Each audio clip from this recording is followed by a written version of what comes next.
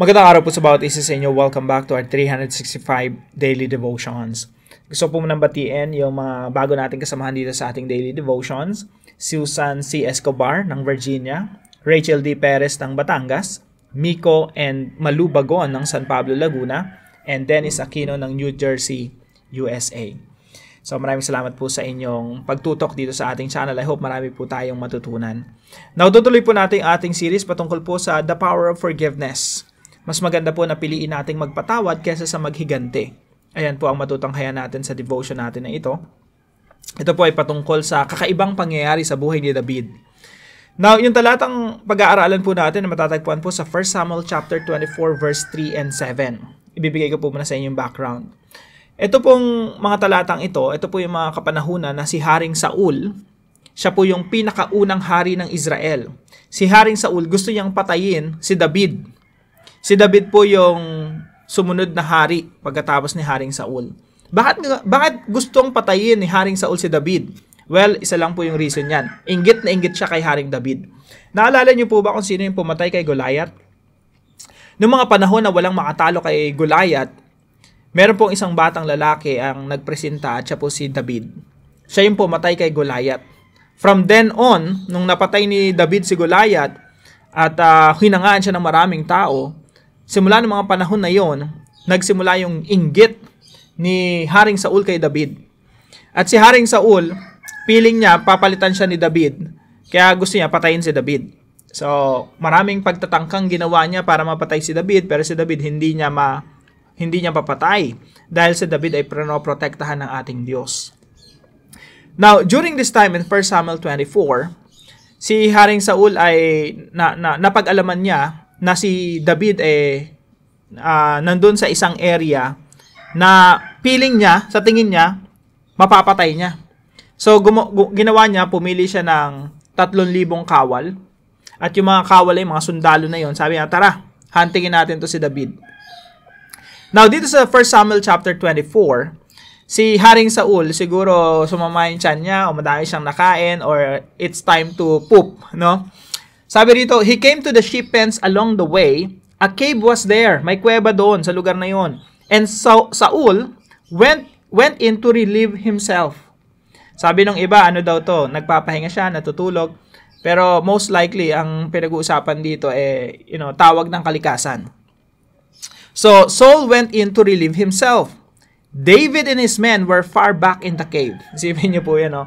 Sa daming mapipili ni Haring Saul na kuweba na pagpupupuan, dun pa mismo kung saan nagtatago si David. Isipin niyo mabuti yan. So, sabi dito, the men said, "This is the day the Lord spoke of when He said, 'To you I will give your enemies into your hands for you to deal with as you wish.'" Sabi ng mga tauhan ni David, ito yung pagkakataon, patayin mo na yan. Then David crept up unnoticed and cut off a corner of Saul's robe. Sa Tagalog po, nang matapat sila sa isang kulungan ng tupa sa tabi ng daan, dumumi si Saul sa loob ng kuweba, sa tapat ng mga kulungan ng tupa. Nagkataon namang si David at ang kanyang mga tauhan ay nagtatago sa loob ng kuwebang iyon. Sinabi kay David ng kanyang mga tauhan, "Ito na ang katuparan ng sinabi ni Yahweh na ibibigay ko sa iyo ang iyong mga kaaway. At maaari mong gawin sa kanya ang gusto mo." So just imagine that, no? Si David during that time, hindi pa siya hari. Kasi pag nasa loob ka ng kuweba, hindi ka kita eh. Pero kita mo yung papasok ng kuweba, no? Nakita mo doon si Haring Saul, ginagawa niya yung business niya, no? He's doing, dumudumi siya doon. You have all the opportunity to kill that person eh. After all, kaaway mo yon. Pero ang ginawa dito ni Haring David, dahan-dahang lumapit si David at pinutol ang laylayan ng kasuotan ni Saul. Bakit niya pinutol yung damit ni Saul? Well, ang isang reason po niyan, ayaw niya talagang patayin si Saul. Gusto niyang patunayan kay Haring Saul na, Haring Saul, eto yung kapirasong damit na may chance akong patayin ka pero hindi kita pinatay. Eto yung ebidensya. Malinis ang konsensya ko, ayaw kitang patayin. Bagamat gusto mo akong patayin, hindi pa rin kita pinatay nung mga panahon na nasa kamay kita. Nagpupupo ka ron sa kuweba, andyan lang ako sa likod mo, pwede kitang, sundutin ng espada, tapos ka na. Pero ito, ginawa ko sa'yo Pinutol ko lang yung laylayan ng iyong damit bilang patunay na hindi ako maghihiganti sa iyo. So ano po yung katuruan natin ngayong umaga? Number 1, real power practices self-restraint. Yung totoong makapangyarihan dito, hindi si Saul eh. Si Saul, hari siya. Makapangyarihan talaga yun. You have many soldiers under your command. Pag sinabi ni Hari Saul, pumunta ka rito, pupunta yung mga sundalo. Atakihin, patayin yan si David, huntingin yan. Gagawin ng mga sundalo yan. That's power. Pero ang totoong power na pinakita sa istoryang ito, si David. Kasi si Haring Saul, hindi niya, bagamat siya ay makapangyarihan, hindi niya makontrol yung sarili niya. Lalo na sa inggit. Inggit na inggit siya, gusto niya patayin si David. Hindi niya makontrol yung sarili niya. Talagang ginagawa niya yung isang bagay na labag sa kalooban ng Diyos. Pero itong si Haring David, control niya yung sarili niya. And that's real power. Ang kapangyarihan, hindi yan yung marami kang tauhan, marami kang sundalo, general ka, no? Meron kang hawak ng mga kasundaluhan, general ka sa mga kapulisan, CEO ka, ang dami mong mga managers under you.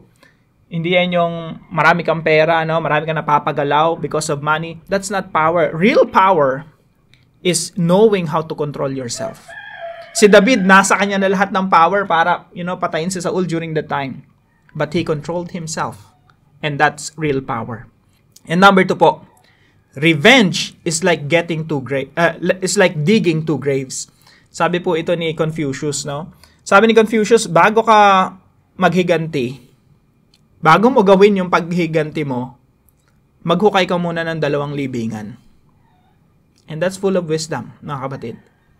Kasi kung isipin nyo, si Haring David, naghiganti kay Saul during that time. Sinaksak niya habang, in a very humiliating fashion. Kasi nagpupupo yung hari eh. Tapos doon mo pinatay. Talagang, vengeance yun eh. Talagang, kumbaga, accomplishment yun eh. Kung nagrebelde, kung naghiganti si Haring David during that time, pinatay niya si Saul. What's next? Paglabas niya ng kuweba, andun lahat ng mga kasundaluhan, pinatay din siya. Nagets natin? So, revenge is like digging 2 graves. Pinatay mo, papatayin ka rin. May umalipusta sa'yo, inalipusta mo rin. May pumatay sa anak mo, papatayin mo rin. Uso sa Pilipinas yun, dati, vendetta, di ba? Ubusan lahi. So, bago ka maghiganti, humukay ka muna ng 2 hukay. 1 for your victim and 1 for yourself. And that's full of wisdom, mga kapatid. Wala pong nananalo sa paghiganti. Pag naghiganti ka, pati ikaw talo. Number 3, vengeance is the Lord's. Tandaan po natin to, sabi po sa Romans chapter 12 verse 19.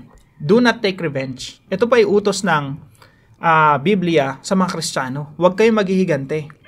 Do not take revenge, my dear friends, but leave room for God's wrath. Iwan mo sa Panginoon, sa galit ng Diyos, sa hustisya ng Diyos. For it is written, it is mine to avenge, I will repay, says the Lord. Sa Tagalog po, mga minamahal, huwag kayong maghihiganti. Ipaubayan ninyo iyon sa galit ng Diyos. Pag ginawan ka ng masama, anak ka ng Diyos eh. Siyempre, pag ginawan ka ng masama, galit yung Diyos sa mga gumawa ng masama sa iyo. Hayaan mo na yung tatay mo sa langit yung maghiganti sa iyo. Imbes na ikaw maghiganti, kapag naghiganti ka kasi, ito yung pagpapakita sa Diyos na, Lord, I don't trust you. I don't trust your justice. Kaya I have to take the matter, in my hands, na akong bahala, no? Ipaubayan mo sa Panginoon. Ipaubayan ninyo iyon sa galit ng Diyos sapagkat nasusulat, akin ang paghihiganti. Ako ang gaganti, sabi ng Panginoon. Hayaan mo na yung hustisya ng Diyos, hayaan mo na si Lord. Alam niyo po si Haring David, paano siya namatay? Nakipagdigmaan siya sa mga Pilisteo.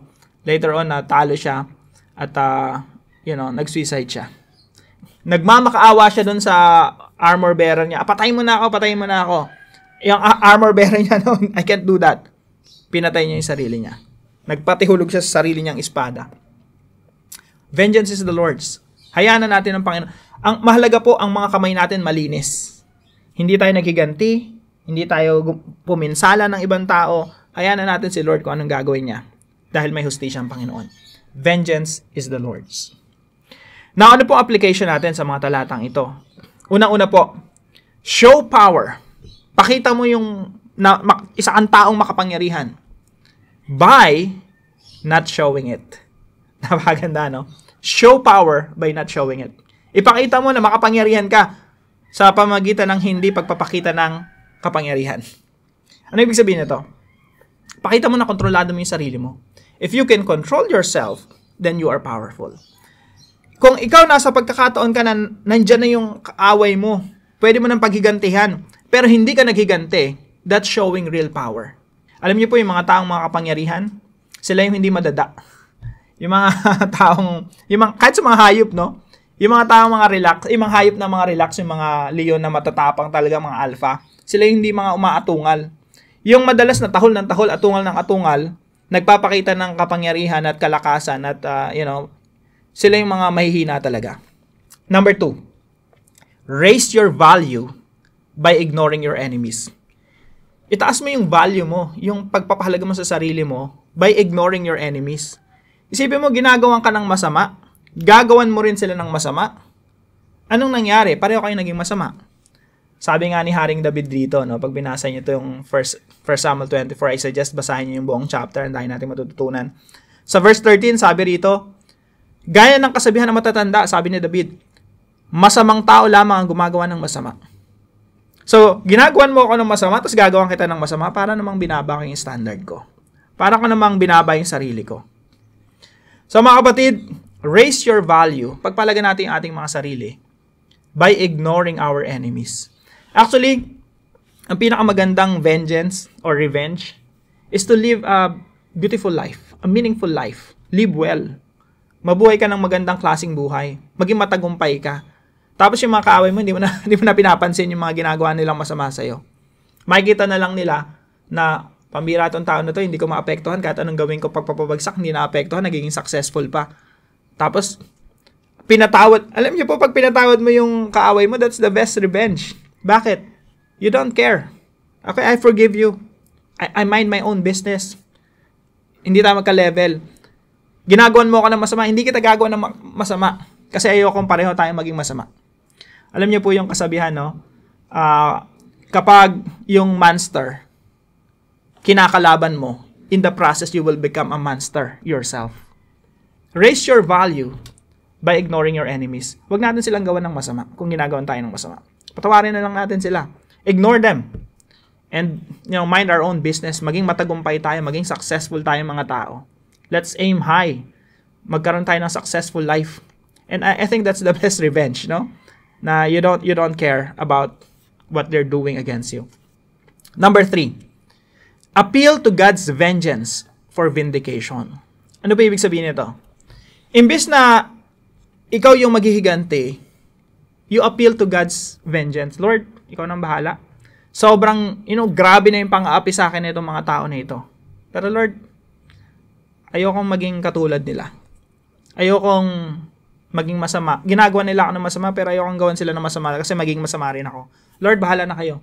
Kung ano yung hustisya nyo, yun na yun mangyari. Ang Diyos ang magtatanggol sa'yo. Tandaan mo, kapatid, ikaw ay mananampalataya ng Panginoong Jesucristo, tagasunod ng Panginoong Jesucristo, ikaw ay anak ng Diyos na kanyang minamahal at pinagmamalasakitan. Kapag ginawan ka ng masama ng mga tao sa paligid mo, injustices, yung kawalan ng hustisya, inaapi ka, yung Diyos, may galit, may puot. Pagtatanggol ka niya. Kagaya po sabi ng mga talatang pinag-aralan natin sa Romans chapter 12 verse 19. Sabi dito, ipaubaya ninyo sa galit ng Diyos. Hayaan yung Ama natin na nasa langit ang magalit pa on our behalf. Huwag tayong maghiganti. Sapagkat nasusulat, akin ang paghiganti, ako ang gaganti, sabi ng Panginoon. As for us, dapat malinis ang ating mga kamay. Wala tayong pagtatangkang gantihan yung mga taong gumagawa ng masama sa atin. So para po sa ating discussion, why is power under control a mark of true power?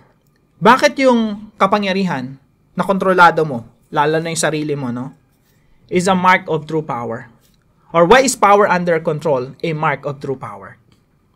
Samahan niyo po ako sa panalangin. Kasapin natin si Lord, sabihin natin sa Kanya, Father, please enable me to forgive. Teach me not to take revenge. Give me the power to control myself. Let me show power by not showing it.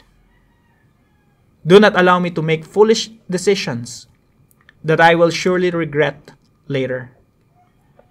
Teach me to value myself by not doing the exact things my enemies do against me.